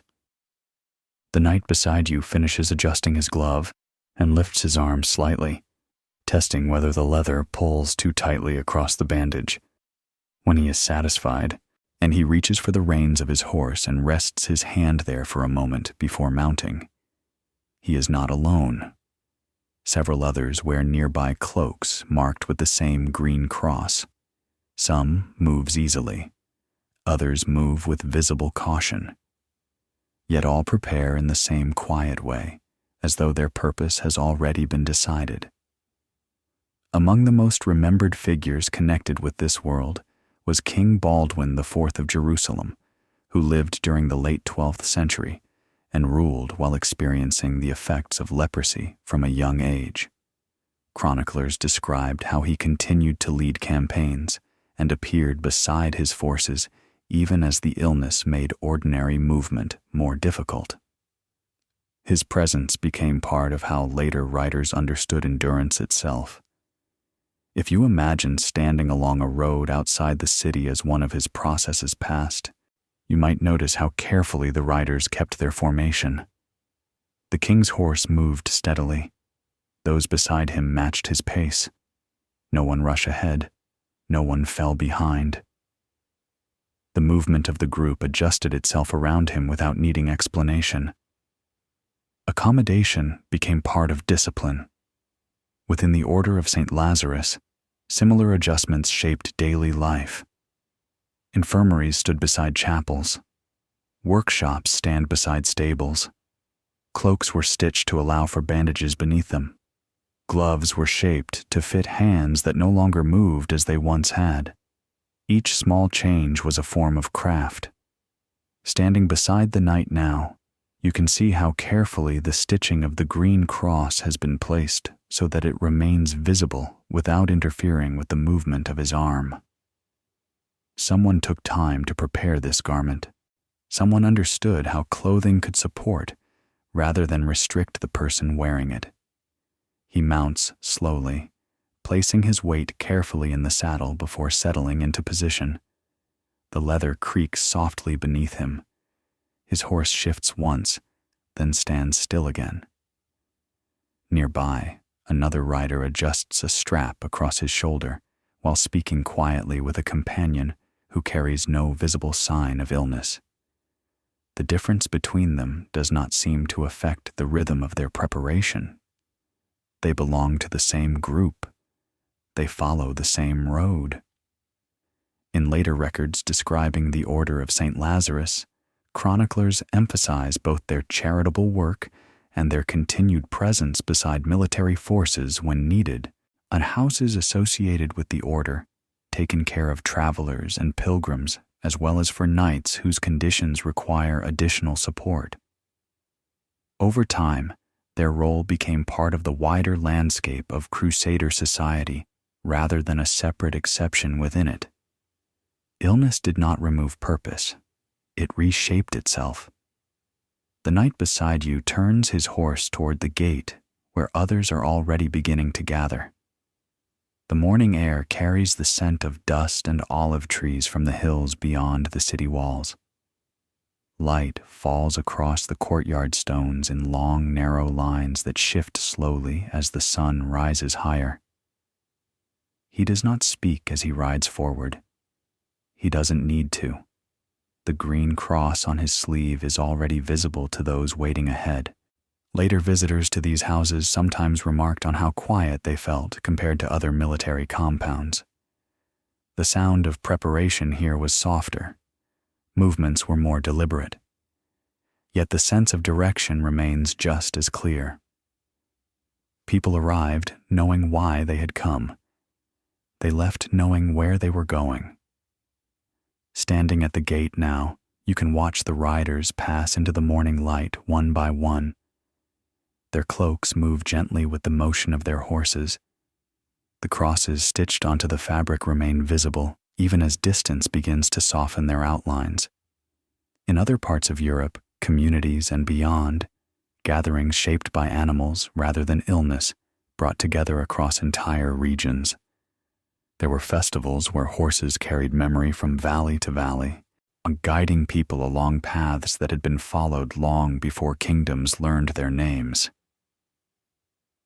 You arrive now in a high place where the land opens wide enough that sound travels farther than expected. The hills stretch outward in slow curves rather than steep walls, and the air carries the faint scent of grass warmed by sunlight. Paths cross the slopes not as straight roads, but as gentle lines shaped by generations of hooves rather than wheels. This is not a battlefield. It is a meeting place. Long before medieval kingdoms fixed borders across these regions, communities gathered in upland clearings like this one during certain seasons of the year. They brought horses with them, not only for travel or trade, but for ceremony. These gatherings did not belong to a single village, and they belonged to entire groups who understood the highland spaces as shared ground where memory could be renewed. You walk along the edge of the clearing as people begin to arrive from different directions. Each group follows a path that seems to appear only when it is needed. Horses move ahead of their riders in calm, steady lines. Their harnesses carry small bronze bells that sound softly each time they step onto firmer ground. The sound is gentle, not loud enough to command attention, just enough to announce arrival. Nearby, a child stands beside a dark-coated horse whose mane has already partly been braided. His fingers move carefully through the strands, separating them narrow into sections before tying them with thin strips of leather. He has watched older hands perform this task many times. Today, he is allowed to try it himself. The horse lowers its head slightly as he works. Neither of them is in a hurry.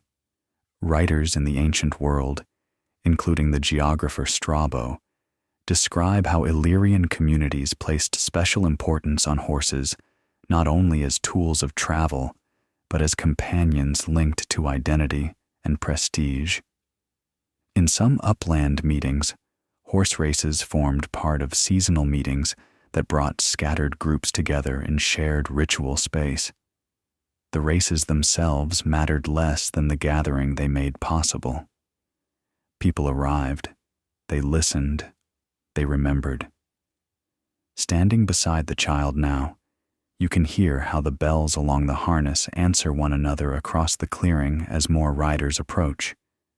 Each small movement creates another sound. None of them dominates the others. Together, they form a pattern that spreads slowly across the hillside. Sound travels differently in open country. It lingers, it returns, it gathers itself again. For who met communities like this only at certain times of the year, the sound of horses approaching became part of how the season itself was recognized. Long before anyone counted dates in written calendars, they knew when the time had come because they heard the bells first. The child finishes the braid and steps back, examining his work with quiet satisfaction. An older rider nearby nods slightly before adjusting a strap along the saddle. No instructions are spoken. Approval moves through small gestures rather than formal words. Nearby, two groups greet one another with brief embraces before leading their horses toward the center of the clearing. No banners mark their arrival. No herald announces their names. Recognition happens through familiarity rather than ceremony. Archaeological studies of upland meeting places in the Western Balkans suggest that gatherings like this one took place repeatedly across many generations. Paths worn into the earth by hooves appear again and again at sites where no permanent settlements exist. The land itself became the record of movement. Each return confirmed the last. Each meeting renews the next. You begin to notice how the horses themselves shape the rhythm of the gathering. Riders adjust their pace to match the animals. Conversations pause when the bells sound more clearly. Children move more carefully when crossing between the lines of reins and saddles. Even the wind seems to follow the same slow pattern as it moves along the ridgeline above. These were not hurried assemblies. They were seasonal moments of recognition. The child beside you now leads the horse forward toward the center of the clearing, where others are already gathering. The bells tied along the harness answer the sound of another group approaching from the opposite slope. For a moment, the two lines of sound overlap before settling again into a single quiet rhythm. Later observers writing about these festivals sometimes focus on the races that followed. Horses moved quickly across open ground while spectators watched from the edges of the clearing. Victories brought honor. Names were remembered. Alliances were strengthened. Yet even these races were part of something slower than competition alone. They marked continuity. They confirmed belonging. They reminded everyone present that movement across the land could carry meaning as well as distance. As the gathering continues, the sound of hooves spreads outward again across the hills beyond the clearing, reaching places where no one stands at this moment, but where someone will stand the next time the season returns. The land waits patiently between these meetings, holding the paths in place until they are needed again. For medieval listeners who later inherited stories from regions shaped by gatherings like these, it sometimes seemed that history itself followed similar rhythms. Names returned, valleys reminded, animals guided movement long before rulers appeared to claim the land as their own. And in quiet rooms far from these hills, scholars and chroniclers will eventually begin to wonder whether the patterns they recorded in manuscripts were not accidents at all, but part of a larger conversation between memory and time itself. You are sitting now beside a winter hearth where the light moves slowly across the walls as though it has nowhere else to be. Outside the doorway, snow falls in quiet layers that soften the edges of paths and fields until the world begins to look less like a map and more like a memory. An elder sits nearby, turning a small piece of parchment between his fingers as he speaks. He is not reading from it. He already knows what it says. The note in the margin describes a comet that appeared in the sky shortly before the death of a king. He smiled slightly when he mentioned it. Not because the event was strange, because it was expected. By the time medieval chroniclers wrote about comets, ravens, repeating names, and returning battlefields, they were not collecting curiosities. They were relieved of patterns that they believed had always been present. The sky changed. Kings died. Valleys reminded. Saints protected kitchens. Manuscripts survived fire. Horses carry memory across hills. To them, these things did not stand alone. They belonged together. You listen as the elder places the parchment beside the hearth and looks toward the doorway where the snow continues to fall. He does not hurry his explanation. He has repeated this story many times before, and each telling follows the same gentle rhythm. History, as he understands it, does not move in a straight line. It moves like the weather. Storms return. Winds change direction and then change back again. Seasons circle rather than disappear. Long before modern doctors tried to separate coincidence from meaning, thinkers in many parts of the world were already describing history as something shaped by repeating cycles. The historian Ibn Khaldun, writing centuries after many of the events you have been visiting tonight, suggested that communities rise and fall in recognizable patterns shaped by loyalty, movement, and time itself. For him, repetition was not surprising. It was natural.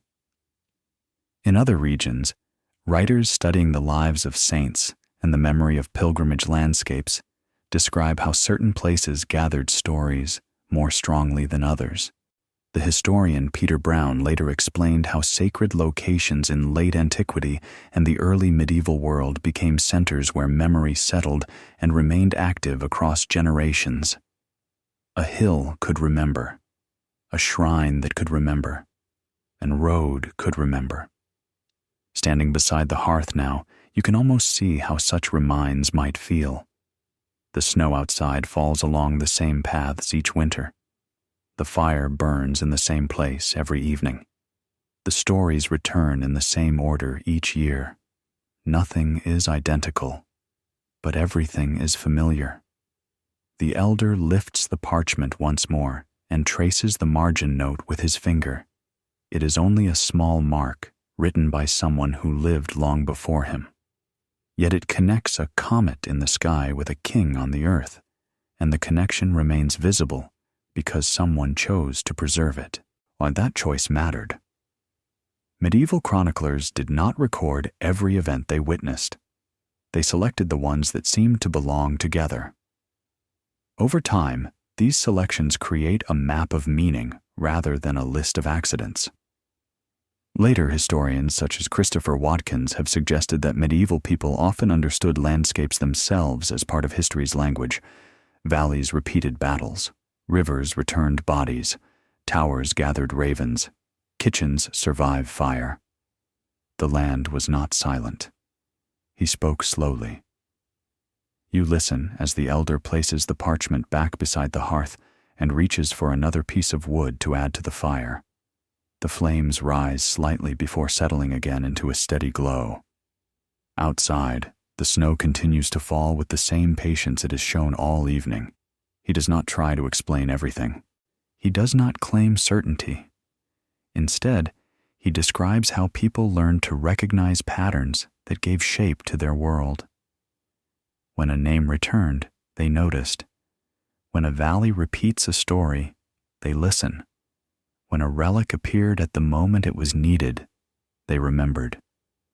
Recognition was enough.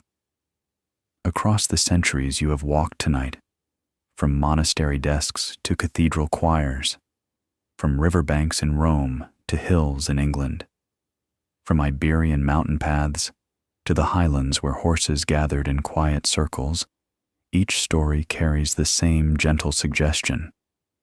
Events were not isolated. They answered one another. You look once more toward the doorway where the snow has begun to settle in deeper layers along the threshold. Beyond it, the fields stretch outward into darkness that feels calm rather than empty. Somewhere far away, a bell sounds once before fading again into silence. It is easy, from this distance, to imagine history as a collection of separate moments. But for the people who lived inside it, the past behaved differently. It repeated, it resembles, it attempted. And perhaps what they called coincidence was never meant to be silent at all, but something closer to conversation, a slow exchange between sky and earth, between memory and place, between one generation and the next, continuing quietly whether anyone chose to listen or not. And so, as the fire settles and the snow deepens outside the doorway, the stories you have followed begin to rest where they belong, not as puzzles waiting to be solved, but as patterns waiting to be noticed whenever someone is ready to see them again. And so, we've reached the end of tonight's wandering. Whether your eyes are still open or already drifting, thank you for keeping me company here among worn stones, warm embers, and the small, brave rituals of ordinary people. If this brought you a little quiet, you're welcome to subscribe or share it with someone who might need a softer night. For now, rest well. You're safe, you're warm, and the past can keep watching.